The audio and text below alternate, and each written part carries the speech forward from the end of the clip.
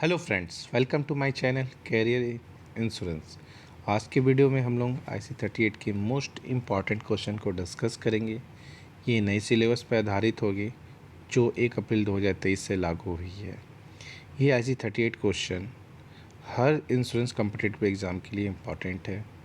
तो आज का वीडियो स्टार्ट करने से पहले चाहूँगा जिन लोगों ने हमारे चैनल को सब्सक्राइब नहीं किया है, चैनल को सब्सक्राइब कर देंगे ताकि आपको भविष्य में इस प्रकार की इंश्योरेंस रिलेटेड न्यूज़ या फिर इम्पॉर्टेंट आपको टॉपिक मिलते रहें। चलिए देखते हैं। जैसा कि स्क्रीन में हमारा पहला क्वेश्चन है, विच of the following is the regulator of the insurance industry in India. निम्नलिखित में से भारत में बीमा उद्योग का नियामक रेगुलेटर कौन है। ये क्वेश्चन पूछ रहा है जिसमें 4 ऑप्शन है, पहला, दूसरा, तीसरा, चौथा। भारतीय बीमा प्राधिकरण, इंश्योरेंस अथॉरिटी ऑफ इंडिया। दूसरा, भारतीय बीमा विनियामक एवं विकास प्राधिकरण, एडा, insurance regulatory and development authority of India. Third, भारतीय जीवन बीमा निगम, life insurance corporation of India. Fourth, general insurance corporation of India. तो इसका सही आंसर होगा IRDA, insurance regulatory development authority of India. Bharat में जो भी बीमा उद्योग हैं, जो भी बीमा कंपनी हैं, उनका रेगुलेटर है जो IRDA है। नेक्स्ट क्वेश्चन देखेंगे, विच of the following is the method of risk transfer. निम्नलिखित में से कौन सी विधि जोखिम ट्रांसफ़र से संबंधित है। तो इसमें पहला है बैंक FD, दूसरा इंश्योरेंस, तीसरा equity share, fourth real estate. तो इसका करेक्ट आंसर होगा इंश्योरेंस। इंश्योरेंस जो होता है, ये जोखिम, अगर कोई इंश्योरेंस लेते हैं तो वो अपना जोखिम जो है ट्रांसफ़र कर देते हैं, that's mean insurance. Next question हम लोग देखेंगे, विच of the following insurance scheme is run by A insurer and not sponsored by the government. फिर से इसका क्वेश्चन देखिए, ये बहुत ही इंपॉर्टेंट क्वेश्चन है। निम्नलिखित में से कौन सी बीमा योजना सरकार द्वारा नहीं बल्कि बीमा कर्ता के द्वारा चलाई थी। मतलब कि गवर्नमेंट के द्वारा नहीं चलाई जाती, अभिकर्ता ये एजेंट के द्वारा या इंश्योरेंस कंपनी के द्वारा चलाई जाती है। तो देखिए, जैसा कि हम लोग देख रहे हैं, ESIC कर्मचारी राज्य बीमा निगम के जो होता है। फिर दूसरा ऑप्शन क्रॉप इंश्योरेंस स्कीम, तीसरा Jan Arogya, fourth all of the above. तो इसका करेक्ट आंसर होगा जन आरोग्य। जन आरोग्य स्कीम जो है ये बीमाकर्ता के द्वारा चलाई जाती है। चलिए देखते हैं next question, risk transfer through risk pooling is called. जोखिम पूलिंग के जरिए किए जाने वाले जोखिम ट्रांसफ़र को क्या कहते हैं। तो इसका ही फर्स्ट ऑप्शन है saving, second investments, third insurance, fourth risk mitigation. तो इसका करेक्ट आंसर होगा इंश्योरेंस। जोखिम ट्रांसफ़र जो अभी हम लोग देखें कि इससे पहले क्वेश्चन में जोखिम ट्रांसफ़र जो है उसमें जैसे कि क्वेश्चन पूछ रहा है कि जोखिम पूलिंग के जरिए जाने वाले जोखिम ट्रांसफ़र को क्या कहते हैं। तो हम लोगों ने पहले भी देखा, जोखिम ट्रांसफ़र को हम लोग बीमा कहते हैं, यहाँ पे सेम वही होगा आंसर, बीमा। नेक्स्ट क्वेश्चन है, आधुनिक बीमा कारोबार की शुरुआत कहाँ से हुई थी। आधुनिक बीमा कारोबार की शुरुआत, पहला ऑप्शन क्वेश्चन है बाटमरी, फिर सेकंड है Lloyd's, third Rhodes, fourth Malhotra committee. तो इसका करेक्ट आंसर होगा लॉयड्स। फर्स्ट बार जो बीमा का शुरुआत हुई थी, पहली बार जो, ये लंदन से लॉयड कॉफ़ी हाउस से शुरुआत हुई थी। नेक्स्ट क्वेश्चन है, जैसे 400 घरों में प्रत्येक का मूल्य 20,000 है, औसतन 4 घरों में प्रति वर्ष आग लग जाती है जिससे कुल 80,000 रुपये की हानि होती है। इस हानि की क्षतिपूर्ति के लिए प्रत्येक घर के मालिक को कितना अंशदान करना होगा। फर्स्ट ऑप्शन है 200, फर्स्ट ऑप्शन है 100, सेकंड 200, थर्ड 80, फोर्थ 400। तो इसका आंसर, करेक्ट आंसर होगा 200। और एक क्वेश्चन और इससे देखिए, क्षतिपूर्ति से क्वेश्चन याद आया कि क्षतिपूर्ति का सिद्धांत किस बीमा में होता है। जैसे एग्जाम में क्वेश्चन पूछेगा कि क्षतिपूर्ति का सिद्धांत किस बीमा में होता है, लाइफ इंश्योरेंस, जनरल इंश्योरेंस और मेडिक्लेम। तो इसमें आंसर होगा जनरल इंश्योरेंस और मेडिक्लेम, बोथ में क्षतिपूर्ति का सिद्धांत होता है। नेक्स्ट, निम्नलिखित में से कौन सा कथन सही है। इनमें से कौन सा जो है स्टेटमेंट सही है, राइट है। पहला, insurance is a method of sharing the losses of a few by many. Insurance is a method of transferring the risk of an individual to another individual. Third, insurance is a method of sharing the losses of many by a few. Fourth, insurance is a method of transferring the gain of a few to the many. तो insurance जो होता है, बीमा जो होता है, वो कुछ लोगों की हानि को बहुत लोगों के द्वारा आपस में बांटने की विधि है। दैट मीन्स किसका करेक्ट आंसर होगा फर्स्ट। चलिए नेक्स्ट क्वेश्चन देखते हैं। इसमें बोल रहा है कि identify the scenario where a debate on the need for insurance is not required. उस परिदृश्य को पहचाने जहां बीमा की ज़रूरत पर एक बहस की आवश्यकता नहीं है।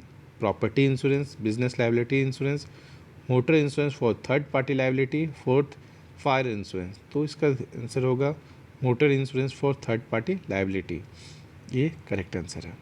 नेक्स्ट देखते हैं। Dash is not a tangible good.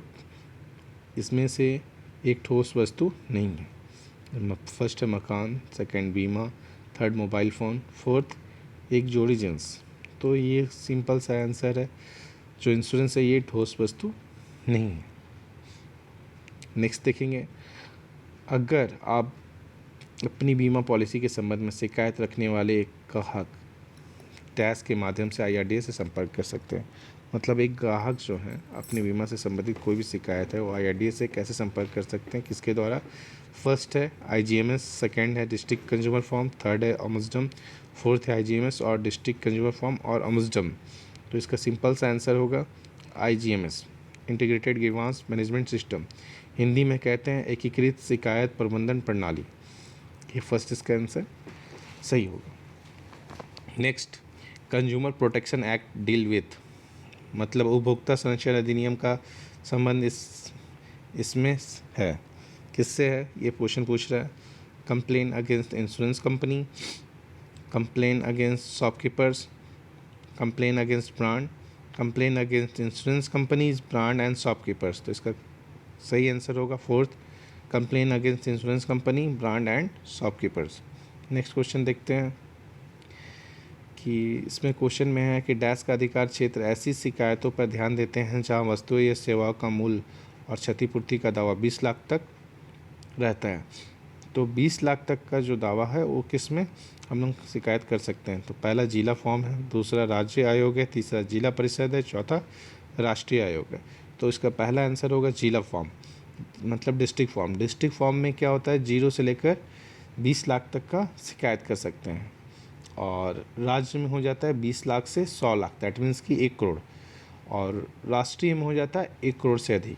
तो इसमें पूछ रहा है ओनली 20 लाख तक, तो 20 लाख में किस में आ जाएगा? जिला फॉर्म। तो फर्स्ट क्वेश्चन इसका फर्स्ट आंसर इसका सही होगा। नेक्स्ट क्वेश्चन देखते हैं कि IGMS का फुल फॉर्म क्या है? Expand the term IGMS। तो फर्स्ट इसका ऑप्शन है insurance general management system, second Indian general management system, third integrated grievance management system, fourth intelligent grievance management system. तो इसका सही आंसर होगा third, integrated grievance management system.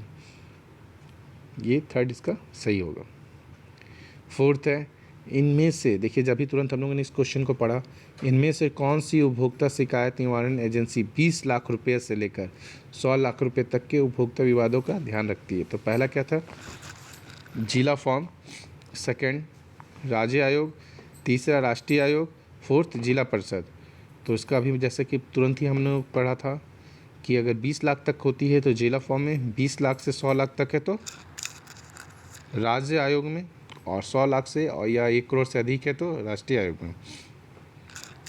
ठीक है, फिर नेक्स्ट क्वेश्चन को देखते हैं।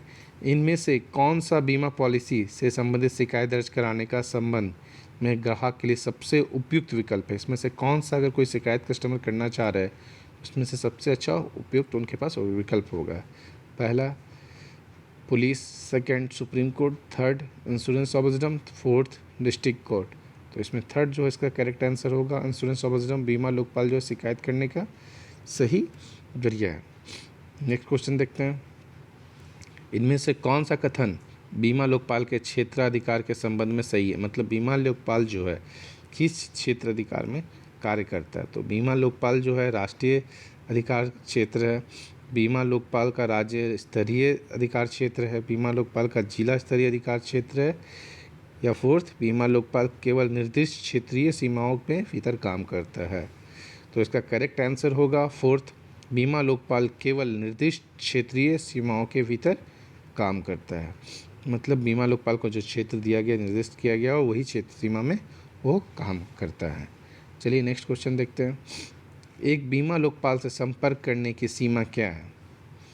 तो बीमा लोकपाल से संपर्क करने की सीमा क्या है? तो पहला ऑप्शन है 2 वर्ष के भीतर, अगर कोई बीमा कंपनी के द्वारा शिकायत की अगर एक्सेप्ट नहीं करता तो उसके 2 वर्ष के भीतर। दूसरा है अगर बीमा कंपनी द्वारा शिकायत की अस्वीकृति के 3 वर्ष के भीतर, बीमा कंपनी द्वारा शिकायत की अस्वीकृति के 1 वर्ष के भीतर।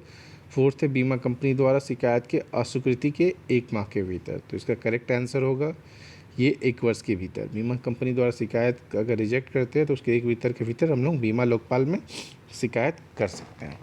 फिर नेक्स्ट क्वेश्चन देखते हैं। क्या लोकपाल के पास शिकायत दर्ज कराने के लिए कोई फीस या शुल्क भुगतान करने की आवश्यकता है? पहला ऑप्शन दिया है 100 रुपये की फ़ीस भुगतान करना आवश्यक है। सेकेंड है कोई भी फीस या शुल्क भुगतान करने की आवश्यकता नहीं है। थर्ड है मांगी गई राहत का 20% फ़ीस के रूप में भुगतान किया जाना चाहिए। फोर्थ है मांगी गई राहत का 10% फ़ीस के रूप में भुगतान नहीं। इसका आंसर होगा 2 नंबर, कोई भी पैसा, कोई भी फीस इसमें भुगतान करने की आवश्यकता नहीं है। मतलब बीमा लोकपाल के पास शिकायत करने के लिए हमें कोई भी पैसे के भुगतान नहीं करना पड़ता। नेक्स्ट क्वेश्चन हम लोग देखते हैं। क्या निजी कंपनी या निजी बीमा कंपनी के खिलाफ शिकायत दर्ज की जा सकती है? क्या प्राइवेट इंश्योरेंस के कंपनी के खिलाफ शिकायत दर्ज की जा सकती है? तो ऑप्शन देखते हैं। शिकायत केवल सार्वजनिक बीमा कंपनी के खिलाफ की जा सकती है। हाँ, निजी बीमा कंपनी के खिलाफ शिकायत भी दर्ज की जा सकती है। केवल जीवन बीमा के क्षेत्र में कार्यरत जीवन बीमा कंपनी के खिलाफ शिकायत दर्ज की जा सकती है। फोर्थ है केवल गैर जीवन बीमा क्षेत्र में कार्यरत निजी बीमा कंपनियों के खिलाफ शिकायत की जा सकती है। तो इसका और सही आंसर होगा 2 नंबर। हाँ, निजी बीमा कंपनी के खिलाफ भी शिकायत दर्ज की जा सकती है। दैट मीन्स कि प्राइवेट इंश्योरेंस कंपनी के खिलाफ भी शिकायत हम लोग कर सकते हैं।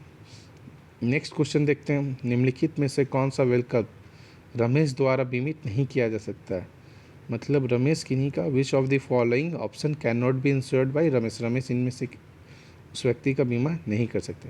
रमेश अपने घर का कर सकते हैं, रमेश अपनी पत्नी का कर सकते हैं, रमेश के मित्र और रमेश के माता पिता, तो माता पिता का भी कर सकते हैं। रमेश के मित्र का नहीं कर सकते क्योंकि मित्र जो होते हैं ब्लड रिलेशन में नहीं आते हैं। तो आप रमेश जो हैं वो अपने मित्र का बीमा नहीं कर सकते। तो ये इसका थर्ड आंसर सही होगा। देखिए इसका फिर नेक्स्ट क्वेश्चन में ये आंसर शीट दिया हुआ है वीडियो में। अगर आप डाउट अगर मिला के सेव करके कहीं फ्यूचर में रखना चाहते हैं तो रख सकते हैं। पूरी इसकी सीट इसकी बनी हुई है। और अगर IRD IC38 या फिर LIC ADO या LIC रिलेटेड या इंश्योरेंस रिलेटेड कोई भी अगर आपको डाउट होता है तो कमेंट बॉक्स में बिल्कुल आप कमेंट करके पूछ सकते हैं। इसका जवाब देने के लिए मैं तत्पर हूँ। धन्यवाद।